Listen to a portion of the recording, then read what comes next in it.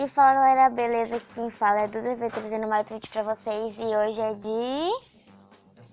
sobre surf. Ó, pra quem não sabe jogar, ó gente, pra você escolher os bonequinhos são assim, ó. Tem várias opções, ó, você quer escolher qualquer um, pode escolher, ó. Aí tá, você quer uma prancha pra você. Ó, gente, você quer coisa aqui, ó, aí vai ter tudo isso aqui, tá? Então, ó, você vai clicar na tela e vai indo, ó. É muito legal. E você tá se perguntando pra que aquele negócio assim, aquela coisinha ali.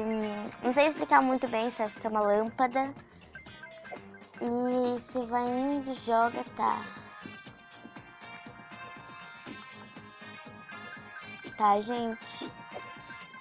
E...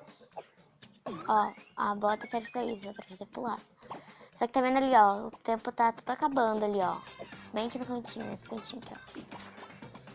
Pera aí, ó. Pá, bati aí, vai ver como é que ele tá atrás de você, ó. Bati, morri de novo. Se você quiser pegar e usar as chaves, você pode usar, tá? Se você tiver.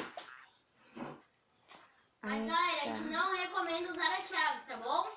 É, ele não recomenda usar as chaves. Que para.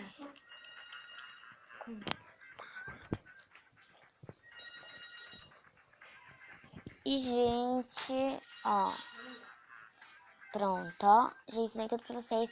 Ah, gente, uma coisa que eu não ensinei é como se pega a prancha. Ó, você vai vindo aqui e clica aqui.